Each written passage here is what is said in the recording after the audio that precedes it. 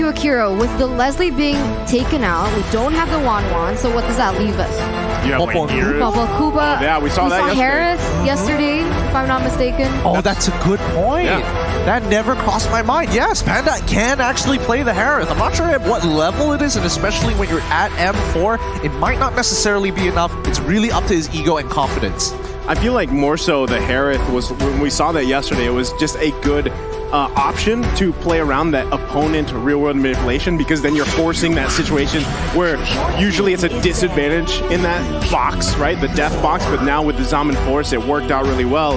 And you might, if you did lean towards a mage gold lane, it might be a little bit too much magic damage, where then you see that really countered with the itemization from RRQ Akira here. You can see last couple bans, though, that came out was going to be the Kaja as well as the Atlas here, and right away the Cho is locked in for RRQ Akira. Very, very nicely done. All right, so with the armor shred coming in from Dairup, I'm thinking maybe Irithel doesn't look too bad in this particular situation. Having a lot of movement speed really helps to cut your opponents like Cho, running away specifically from Claude, and particularly the Joy, which is rather frustrating because you want to slow her down, but you know, with her ultimate, she says, no, I'm going to keep running at you. So what do you think what do you think about the Irithel in lane with the Claude? I mean, we've seen the matchup happen tons of times. Claude usually has a bit of an advantage once he hits level 2, but prior to that level 1, it's all about that first initial trade. So, let's say, gold lane, it pushes into Claude, no problem, I hit level 2, then it's smooth sailing. We're going to see here the next two picks. It's actually going to be Brody as well as the Hilda. Okay, I like the Hilda pickup, right? We've seen how much of a nuisance Hilda can be, but yesterday when we had that preview, it was also paired up with a Masha. So this time it's going to be a little bit of a nuisance, I feel like, for RRQ Akira, especially is this Joy going into the jungle, right? That's something that they have to keep in mind. But I do also like the Brody pick, because at least you can work with the space that he has and then just kind of fade away, torn apart memory. But hold on, RRQ Akira going to lock in a Terizla. Learning from their brothers here. R7 brought it out themselves against the glue. Let's see how effective it is once more, this time on Takashi. It might be the difference maker here. Maybe Terizla is the answer to glue. Personally, I don't feel it necessarily being that way, but that penalty zone, oh my goodness, it can make the difference with a flicker. So keep your eyes out, Takashi. If he makes that play, it's all over. Both compositions have been set in stone as we are moments away of entering the land of dawn. Are you team RRQ Akira from Brazil, or are you team Hack from Malaysia? Man, I'll tell you what, both team compositions are actually pretty scary here, but I still want to see how this Terizla pick works. Is it going to be utilized very well alongside with everything else being thrown at them? Like you mentioned, Gideon, penalty zone is going to be a tough obstacle to work around here. So we're going to find out as we load up into the last match of the day. Group stages, day number 2 here between Team Hawk and RRQ Akira. How are you feeling here? I mean, this is the last Malaysian team today. Look, don't look at me like that. I'm shaking, okay? I'm already shaking right now. And I hope we don't see the proxies coming in from this Terizla, because you can expect the Hilda to immediately start to invade King. Oh, whoa! They brought the whole party! Already. Min, though, I mean, this is what we expect from a Hilda right early on. Gonna force King here to get whittled down a little bit. Does use that retribution, but should be just fine here. Hold on. Gusta Lagusta on the top side. Also, it was a lane swap. There's some flippy floppy here going on again. Oh boy, I'm imagining the entire world going like, man, Malaysians really know how to just cheese people out with these lane swaps. And yes, Brody should be able to bully Terizla relatively easy, but Terizla can just play safe, you know, clear the waves, nothing to do. But Gusta Lagusta, he needs a bit of help here, especially with the early game base stats of no way, did man? Okay, he did it. With the base stats of someone like Lu, it should be more than enough. Wow, okay, Gary's still going to commit on this, or is he going to back off? A lot of pressure here on King already in the jungle early on. But let's see how this all situates. If they stay in this lane, still though, 4 members here of Team Hawk on the top side. They grab the first blood. It's Gusta Lagusta that goes down. Can they find Luis as well? Min has to back off. He's quite low, but already first blood for Team Hawk. Beautiful, beautiful pressure from Team Hack here. They know exactly the winning conditions for RRQ Akira, and that's going to weigh heavily on how Gusta Lagusta is able to farm. And in this early game, he's already been taken down once. They already have a lot of damage onto this tower in the top side, and they're going really crazily more onto this. They're getting hyper aggressive here. I think they're going to proxy this wave. They might even, honestly, if they wanted to, they could have broken the first turret and traded for the turtle, but instead, they're going to run down and focus on these neutral objectives. Oh, Takashi. Oh, Team Hawk making their way down to the turtle pit here. They're going to find the target, and Takashi falls here with the setup. Now it's Saijin here. King's still going to be working on the turtle. The rest of the team coming to join the party. Can they grab it? It's King that gets the turtle with retribution. They're going to force the flicker out from Saigon. And just like that, it's 2-0 for Team Hawk with a nice little bit of a lead. Min's got to be careful here too, still making the pressure for King on this purple buff. RRQ Akira need to find a way to slow things down, right? Because right now they're playing exactly into the tempo that Team Hack wants them to. And Min is so confident enough that he can go in 1v4 and he doesn't care. As long as he's able to deter the rotations from King, he's doing the perfect job. Yeah, I mean, he understands his only problem is, oh, if I'm too low and then I get CC, that's when he has a problem. So he's keeping a very close eye on Luis. The moment he moves, he can tell the rest of his team where they should expect the upcoming battle, which is on the top side of the map. Okay, they're going to focus on Man here. He takes a little bit of damage, should be able to heal back up, uses the rough waves as well. Gets out of dodge for now, but still into the jungle we go. It's Min continuing on at being a nuisance, but King's had enough. Can he get the kill? Here's going to be working on it. Lola there to help him out. Nobody goes down yet. Tell me, I mean, everybody can say, oh, you know, EXP late, it's so boring, and oh, glue, he's not busted. Don't lie to my face. Don't you ever lie to my face. He is so unbalanced right now. Well, he's going 2 versus 1. Gets the way of the dragon just to disengage. But yeah, wouldn't you rather see this than the Esmeralda or Uranus matchup we always used to see before? Yeah, true. I mean, like, how many seasons did we see the Esme Dairoth or Esme Uranus? Hey, right? look, as the M series historian here, I'm tired of seeing Lunox Harith. You know, that was a very good amount of a long time. Same goes to Grok, but hey, you know, in this particular situation, at least Glue brings a bit of color. I mean, right now, RRQ Akira, they are trying to be aggressive as well, and that was kind of questionable, right? Because the last team fight that they actually wanted to go for, it wasn't Cho with level 4 yet, so he didn't have the CC that he wants, and now you can see once again how aggressive they're going, but here we go! Gary gonna get kicked into the wall. It's King that grabs the kill here. So a pickup for RRQ Akira, and Takashi grabbing another one as 2 fall. They're gonna look for a third. Man on the run here. 4 members of RRQ on the hunt, and Man can't escape that as Luis takes him down. That's what I was talking about, right? They need to know when their power spikes hit. They need to know that most of the members from their team require that level 4 to have an impact in the game, and that's exactly how they are going to be able to turn it around. They need to play patiently, look for the moments, and not force anything. Oh, just like that, another pickoff here from Luis, the right target. Min, though, gonna bob and weave the best he can. We've seen this before. He's able to escape with the sprint. What's up with us in Hilda? We're just cracked on it. We're so crazily good on it. Honestly, even during MPLs, they don't look this good. So here at M4, these supports are really waking up to the movements, and especially with the way that RRQ is handling them. But I do think that RRQ, they're starting to adapt to this. They're slowly adjusting. Yeah, that was like deja vu. Literally same pathing, same hero, same country, and just like that, another turtle going in the hands here. And Team Hawk, look at the lead that they're building, right? It is slowly but surely building in their favor, but I gotta say, RRQ Akira, finding moments just like this, it might be another kill here, but Luis, look at the damage coming out! Gary punishing him with the strike, forcing the flicker back. Now it's King there, here to help Gusta Lagusta, and just like that, another pickup. Wow, they didn't actually get the trade kill there. Okay, good moves coming in from Team Hawk. Just fast guerrilla warfare, in and out.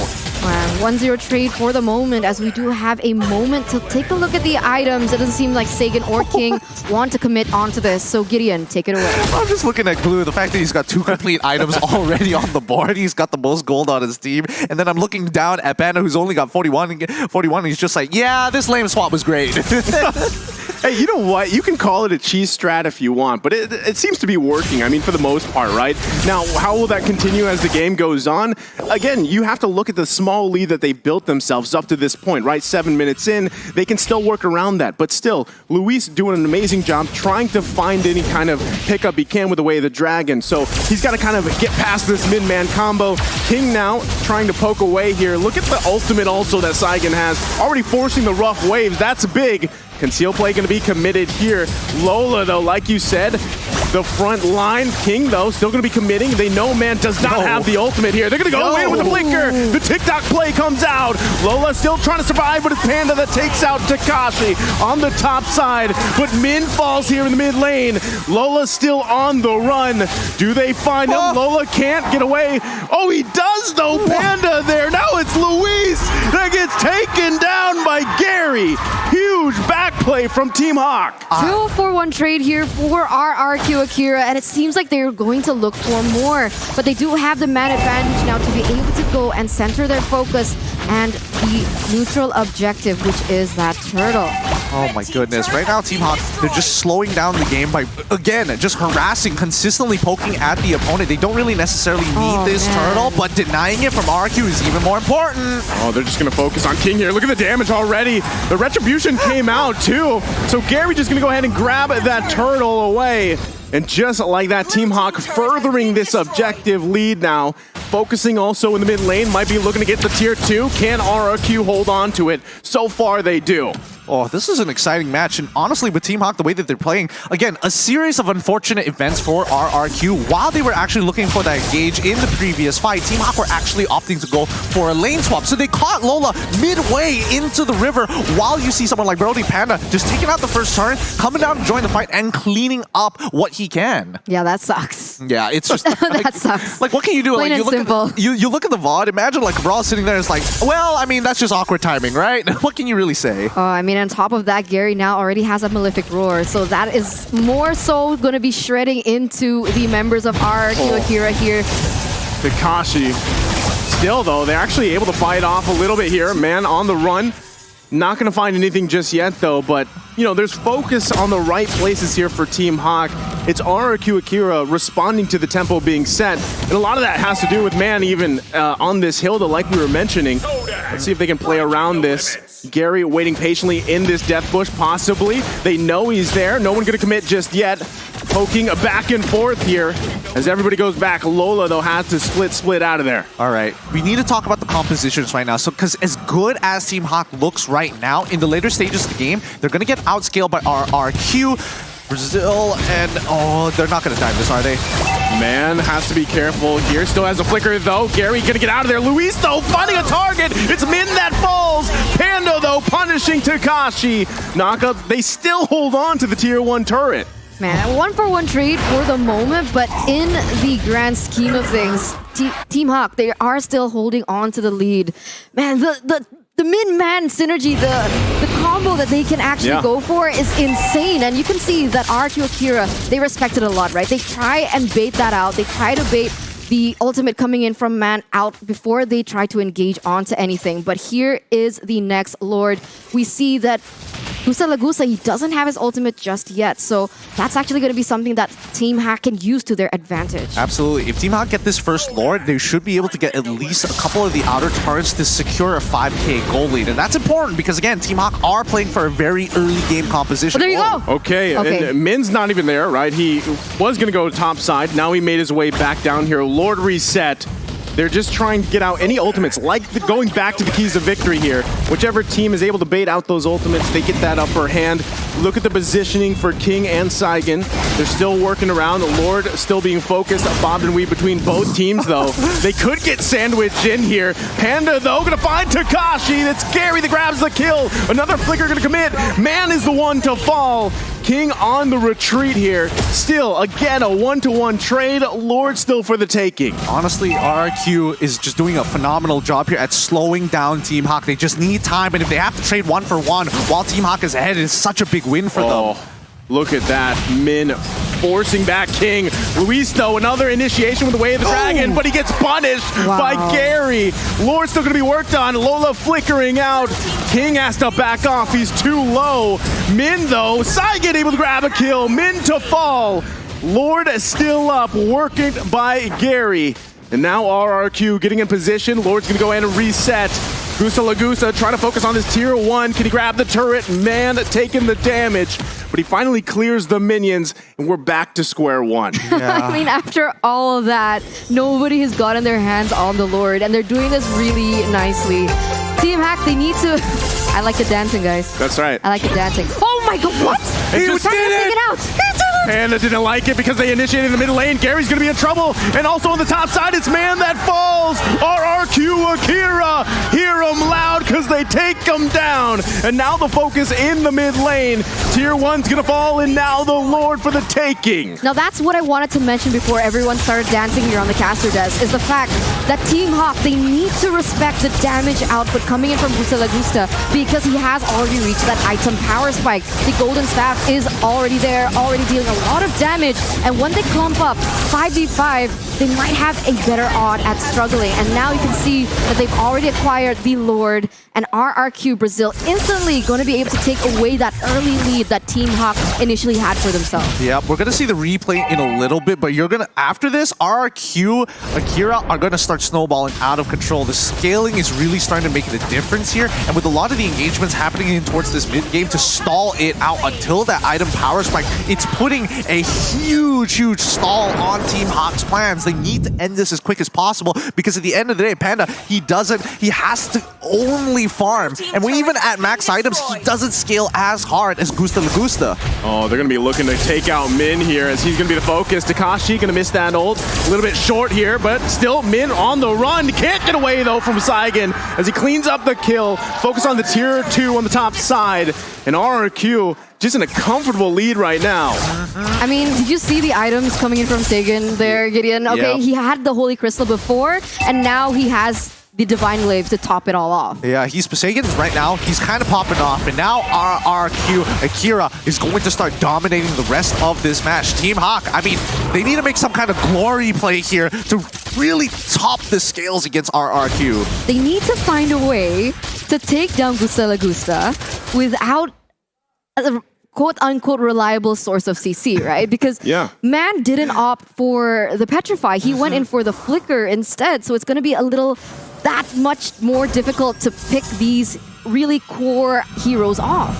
And he doesn't, I mean, even looking at the items, he doesn't really have that burst potential just yet. I mean, he could probably get someone half health low, but King going to be the focus here. Getting caught in a lot of CC as Gary's able to get the kill. But still, can they play around with that? Team Hawk might be looking for something. The flicker is going to come out. Lola, though, looking to get a pull, but can't get it. Takes quite a bit of damage. Luis is there. Saigen's going to flicker in to grab the kill, but into the penalty zone they go. Takashi unleashing. Oh my God. We grab another one after another falls. It's a wipeout. A triple kill for Gusta Lagusta as he was able to just dish out so much damage with that ultimate. I mean, he was basically like free hitting from the backside, and that's it. Wiped out. Is this the final moment for Team Hack? I mean, they're cutting it down one by one, and I think this might just be it here. They have more than enough damage, and unfortunate to say, I told you so. No! That RQ's lane game, that's what we were looking for. Oh, so unfortunate. It only took one moment, one wipe out for the early lead that Team Hawk had set for themselves to be instantly taken back from them. Well done to RRQ Akira. You know what's crazy?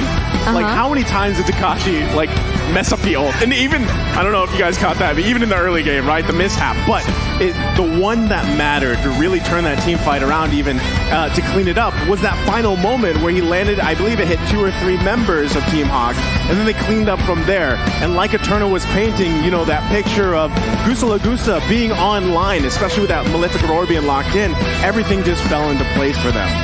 Yeah, I mean, honestly, if we're looking at the way the game was going to go based on the compositions alone, it follows the script, you know? If you aren't able to get that first Lord to secure